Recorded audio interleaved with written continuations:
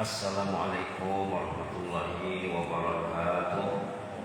Bismillahirrahmanirrahim. Alhamdulillahirabbil hamdan katsiran tayyiban mubarakan fih. Hamdan yu'affi ni'amahu wa yu'affi mazidahu ya rabbana lakal hamd kama yanbaghi li jalali wajhika wa azimi sultanik. Wassalatu wassalamu ala sayyidina wa habibina wa syafi'ina wa maulana Muhammad wa ala alihi wa sahbihi wasallam taslima. وعلى آله وصحبه وسلم تسليما كثيرا برحمتك يا الراحمين عدد خلقه تعالى ورضا نفسه وزينة عرشه ومداد كلماته كما يحب ربنا ويرضى يحيى قيوم برحمتك نستغيث يحيى قيوم برحمتك نستغيث يحيى قيوم برحمتك نستغيث أصلح لنا شأننا كله ولا تكلنا إلى أنفسنا طرفة عين. Alhamdulillah, kembali kita mengucap alhamdulillah setiap pagi, setiap saat, setiap waktu, terutama di pagi hari ini, karena kita masih diberi kesempatan untuk tinggal di bumi Allah, masih dijaga oleh kesehatan, tenaga dan keyakinan kita, maka kita bisa datang ke rumah Allah. Rasulullah mengatakan, sering sudah disebut, kalau orang tertahu, kalau orang sedar pentingnya besarnya fadilah datang salat Isya dan subuh, mereka bersedekah walaupun merangkak. Selawat dengan salam ke atas Rasulullah sallallahu alaihi wasallam ala sayyidina Muhammad wa ala sayyidina Muhammad kama sallaita wa barakta ala sayyidina Ibrahim wa ala sayyidina Ibrahim fil alamin innaka Hamidum Majid. Insyaallah tazkirah ringkas subuh akan melanjutkan judul yang berbicara kemarin tentang kemerdekaan yang hakiki. Sebelum itu kita ambil petikan ringkas dari ayat yang kita dengar dalam salat, ayat surah Luqman halaman 414 414. Allah memperingatkan di sini, ya ayyuhan nasu taqu rabbakum, wahai umat manusia, takutlah kalian kepada Allah. Jangan tak takut, bertakwalah kepada Allah. Jangan tak bertakwa. Rabbakum, Rabb kalian yang menjaga hidup mati, yang memberi fasilitas untuk kita hidup di bumi Allah, yang mengaturkan alam ini. Wakhshaw yawma, risaulah menghadapi satu hari kiamat. La yajzi walidun aw waladi, ayah tidak bisa membela anaknya. Wala mauludun wajazin aw walidi syai'an, si anak tidak bisa membela ayahnya sama sekali. Bela-bela itu di dunia ini. Inna wa'dallahi haq, janji Allah tentang hari kiamat pasti berlaku, pasti benar. Fala tughrannakumul hayatud dunya, kamu jangan mau ditipu oleh kehidupan dunia. Banyak orang tertipu. Kalau dia tak tertipu, mesti datang ke masjid. Kalau dia tidak tertipu, mesti peka dan besar perhatiannya terhadap panggilan azan. Wala yughrannakum billahil gharur, kamu jangan ditipu oleh si gharur. Si gharur itu setan iblis. Dalam Quran disebut gharur banyak kali. Surah Luqman ada, surah lain juga ada. Jangan kamu ditipu oleh si gharur, penipu yang licik, penipu yang bijak, penipu yang pintar, penipu yang tidak pernah lelah menipu manusia. Sebelum tidur ditipunya, waktu tidur ditipunya, timing bangun tidur ditipunya manusia itu. Ayat 33 Pak ya, dari ayat 33 halaman 414. Kemudian ayat 34 ayat terakhir surah Luqman, innallaha 'indahu 'ilmus sa'ah, ilmu tentang hari kiamat itu ada pada sisi Allah. Kapan berlakunya itu Allah yang tahu. Nabi Muhammad pun waktu hidupnya tidak tahu. Wa yunazzilul ghaith, Allah juga yang mengaturkan turunnya hujan. Wa ya'lamu ma fil arham, Allah tahu apa yang ada dalam rahim ibu. Wa ma tadri nafsum ma taksibu ghadan, kita tidak tahu apa yang kita lakukan besok. Kemana kita? Di mana kita? Besok tidak tahu kita. Perencanaan ada kadang-kadang yang berlaku, yang terjadi di luar rencana. Wa ma tadri nafsun bi ayyi ardhin tamut, tidak ada orang yang tahu di mana dia akan mati. Mati di rumah, mati di jalan, mati di rumah sakit? Tidak tahu kita. Ada sahabat dalam sebulan lalu lebih meninggal dunia dalam perjalanan ke masjid. Berangkat dari rumahnya ke masjid, jarak rumah ke masjid mungkin ada 4-5 kilometer. Naik kendaraan, naik kereta kata orang sana, naik mobil kata orang sini. Kira sekilometer lagi ke sampai masjid, 1 kilometer menjelang masjid, di situ diambil rohnya. Subhanallah, subhanallah. Wa ma tadri nafsun bi ayyi ardin tamut. Kamu tak tahu di mana kamu akan dimatikan Allah. Mudah-mudahan kita dicaburnya ruh kita saat kita masih tergantung hati ke rumah Allah, saat kita masih terbawa hati ke masjid, saat kita di hari kita mati kita masih membaca Al-Quran. Kalau orang itu meninggal hari itu tak baca Quran, hari sebelumnya juga, itu kasusnya dengan Allah berat. Quran ini mesti dibaca, mesti dipegang. Wa ma tadri nafsun bi ayyi ardin tamut. Tidak ada orang yang tahu di mana dia akan dimatikan. Tidak tahu. Dan dalam kondisi macam mana, keadaan macam mana, dia tidak tahu. Cuma ada dalam hadis jaminan. Kalau orang beringan langkahnya ke masjid, hidup matinya akan diaturkan Allah dengan baik. Asya bi khair wa mata bi khair. Hidup mati tak usah dipikirkan. Kalau hati kita terpaut dengan masjid, insya Allah akan diurus Allah dengan baik. Saat kita berada di masjid harus kita ingat, malaikat mendoakan, ya Allah rahmati bapak ini, ibu ini, ya Allah rahmatilah mereka, ampun dosanya, terima tobatnya. 3 dalam 1 doa malaikat bagi orang yang selalu berada di rumah Allah. Mudah-mudahan kita tergolong di dalamnya. Wa ma tadri nafsun bi ayyi ardin tamut. Tidak ada orang yang tahu di mana dia akan dimatikan. Innallaha alimun khabir. Allah yang Maha tahu, yang Maha tahu persis apa yang akan berlaku untuk kita dan untuk yang lain juga. Itulah tadi ayat 34 surah Luqman. Patut direnungkan ya, patut direnungkan tentang perhelatan kiamat, tentang turunnya hujan, tentang isinya rahim ibu, tentang apa yang kita buat besok, dan tentang di mana kita akan dimatikan dalam kondisi macam mana. Sudah ada peringatan sini, tinggal kita membuat planning, perencanaan dengan baik. Mudah-mudahan ketentuan Allah sesuai dengan perencanaan kita. Itulah sedikit pentingnya dari surah Luqman. Sekarang kita lanjutkan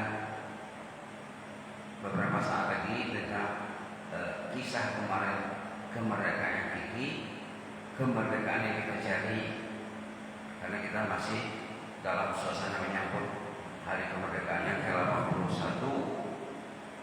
Patutnya 81 itu sudah matang Pak ya. Patutnya 81 tahun merdeka sudah matang. Kalau 81 tahun merdeka masih lagi kekanak-kanakan, masih lagi puber, masih lagi pancaroba, itu banyak mau disimak. Di mana silapnya? Kenapa negara orang yang usia kemerdekaan lebih muda dari kita, tapi mereka lebih dewasa? Perlu kita pikirkan Pak ya. Cerita kemarin, cerita seorang pembantu ataupun amah ataupun hamba saya yang diberi majikannya untuk berkhidmat membantu di rumah. Tapi kisahnya sangat unik Pak ya.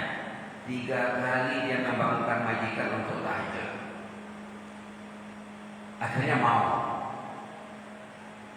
3 kali malam pertama dia berada di rumah majikan, dibangunkannya majikan jam 10, tidak mau bangun. Jam 12 tidak mau bangun. Jam menjelang jam 3 dibangunkannya lagi. 3 kali membangunkan ahli bait. Karena bahaya Pak ya. Orang yang tak tahajud itu bahaya. Orang tak amin itu bahaya. Ada cerita lain dulu, cerita seorang pembantu juga ataupun hamba saya, hamba abdi, dipanggil amah, dia baru ditransfer ke majikan kedua. Majikan pertama enak dia tinggal di sana. Tiba di majikan kedua dibangunkannya lah anak keluarga untuk tahajud, tidak mau bangun. Hebat orang tua ya. Dibangunkannya majikan untuk tahajud, tidak mau bangun. Ditanya, kalian ini tidak tahajud? Katanya, tidak, katanya, kami sholat fardu saja. Waduh, katanya, sialan ini. Lalu dia hubungi majikan yang pertama. Oh bos, katanya, wahai tuan, saya tidak mau tinggal dengan majikan baru ini karena mereka tidak tahajud. Takut saya nanti datang azab Allah, saya tak selamat. Tolong cancel, tolong apa cancel ya? Tolong batalkan transaksi ini. Ambillah saya kembali. Dibatalkannya transaksi dengan majikan kedua, dibawalah ke tempat majikan pertama. Berlaku dalam sejarah Pak ya. Kalau satu rumah ada tahajud, satu rumah ada ke masjid, aduh, tak kalah umat Muhammad lagi kagak macam mana. Nabi Muhammad malam hari patroli waktu tahajud, keliling rumah penduduk waktu tahajud. Subhanallah. Nabi Muhammad malam hari keliling rumah penduduk waktu tahajud. Rumah ini baca Quran, rumah ini baca Quran. Besoknya Nabi akan cerita, malam saya memantau engkau di rumahmu, engkau baca surat ini, didengar oleh Nabi. Tiba giliran rumah seorang ibu warga emas, lansia kata orang sini, warga emas kata orang negara sebelah. Ibu itu tahajud membaca satu ayat berjam-jam. Satu ayat saja Pak. Ayat Al-Ghasyiyah. Hal ataka hadisul Ghasyiyah. Dibacanya nangis dia. Hal ataka hadisul Ghasyiyah. Dibacanya nangis dan berdoa. Sebenarnya begitu berinteraksi dengan kalamul, kita baca, kita pahami. Maksudnya diiringi dengan tangisan, isak dan tangis dan doa. Ibu ini membaca hal ataka hadisul Ghasyiyah, itu saja yang dibacanya. Nangis dia dan berdoa. Nabi memantau di luar, Nabi mendengar di luar. Subhanallah. Nabi menjawab bacaan. Karena yang ditanya dalam hadis, dalam ayat ini pada dasarnya Nabi, hal ataka hadisul Ghasyiyah, sudah sampaikah kepadamu cerita tentang kiamat? Tahu tak hari kiamat macam mana? Orang sekarang tak dipikirkannya. Hari-hari mendengar kematian, innalillahi wa inna ilaihi raji'un.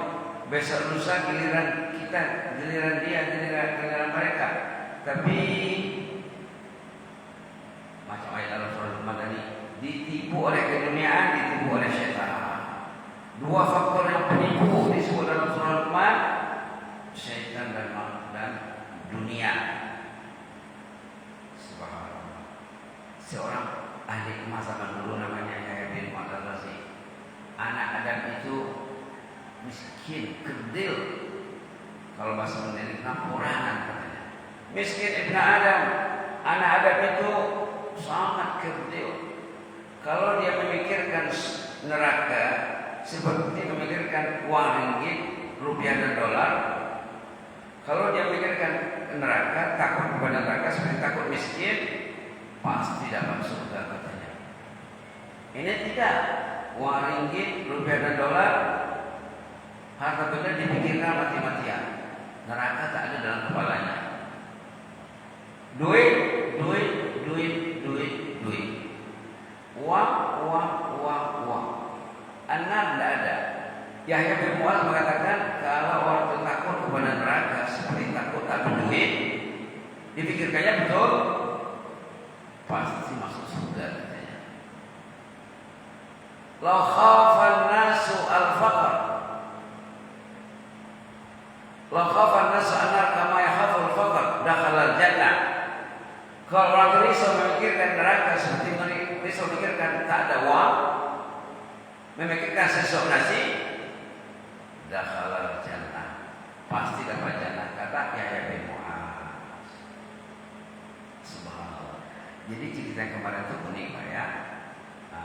3 kali dibangunkannya majikan untuk tahajud. Kali pertama gagal, kali kedua gagal, kali ketiga mau bangun. Pernahkah kita usahakan tengah-tengah keluarga kita, sama ada ayah membangunkan anak, anak membangunkan ayah, istri membangunkan suami, suami membangunkan istri. Kita ke masjid iya, tapi istri di rumah macam mana? Adakah waktu kita sholat di masjid, istri di rumah berada di atas sejadah, dia baca Quran, dia berzikir, dia bersolat? Tapi kalau dibawa bersama, lagi bagus sebenarnya mereka. Ada kisah seorang sahabat di Malaysia, suami istri boleh dikatakan 5 waktu sholat di masjid. Subhanallah. Dan saya sendiri dulu waktu tinggal di sana menyaksikan bapak dengan ibu itu, Inci itu dengan istrinya. Tiba-tiba meninggal istrinya. Sekian tahun meninggal istrinya. Ada orang yang datang bertakziah ke rumahnya, dilihatnya suami ini tidak berapa sini.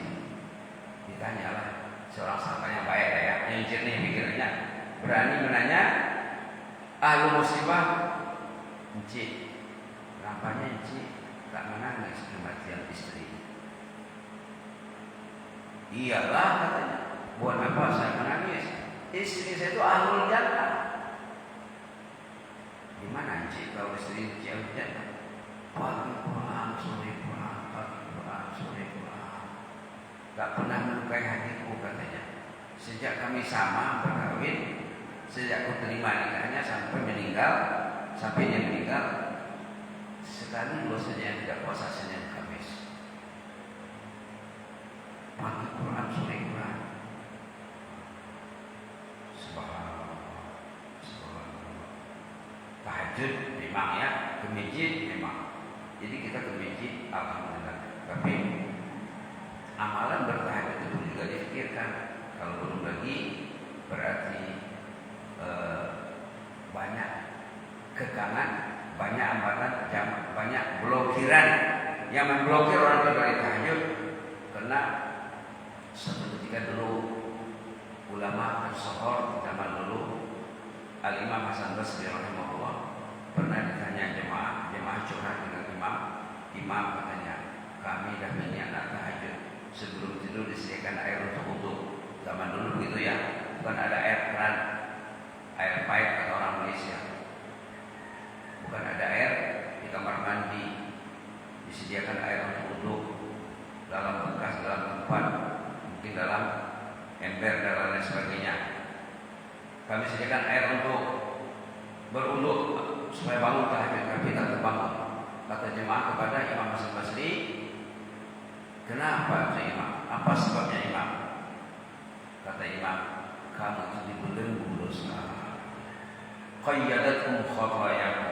Kalian itu dibelenggu dosa. Gara-gara dosa tak tahajud. Gara-gara dosa berangkat ke masjid. Gara-gara dosa tidak mau pegang Quran. Gara-gara dosa jauh dari ilmu. Jadi itulah sedikit Pak ya tentang kisah yang kemarin. Si pembantu rumah 3 kali dibangunkannya majikan, akhirnya ketiga kalinya mau bangun. Sesudah terbangun, dia pun sholat tahajud beberapa rakaat. Kemudian diamatinya, diperhatikannya apa kerja si jariah, si hamba, si pembantu. Rupanya dia dapat sedang sujud dan berdoa. Doanya sangat unik. Bihubbika illa ghafartani. Bihubbika illa ghafartani. Doa itu tidak panjang apa ya katanya. Dia baca 10 kali, 20 kali sudah hafal. Bihubbika illa ghafartani.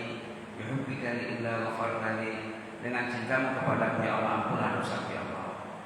Engkau pasti mencintai ya Allah. Orang beriman kalau dia tidak melihat dirinya tidak dicintai Allah, salah imannya. Kalau dia tak nampak yang Allah cinta sama dia, belajarlah tentang iman lagi Pak. Belajarlah tentang iman. Allah itu mencintai makhluk ciptaannya. Dengan itu ya Allah, ampunilah dosaku katanya. Jadi si majikan tadi kaget. Apa tandanya Allah si pembantu, si amah. Karena Allah mencintai, Tuhan bisa tidur nyenyak dari awal malam sampai jam 3 dan sudah bangun. Tanda Allah mencintai, saya belum tidur, dia belum tidur. Tengok powernya ya, kekuatannya dari sesudah Isya sampai jam 3 masih beribadah. Itulah tanda cinta Allah. Tanda cinta Allah, dikasihnya kita nyawa, dikasihnya kita hidup, dikasihnya fasilitas untuk hidup, dan didekatkan hatinya ke rumahnya. Mudah-mudahan kedekatan ini berterusan istiqamah sampai ke usia. Jazakumullahu khairan. Inni hukum fillah wa astaghfirullah. Wassalamualaikum.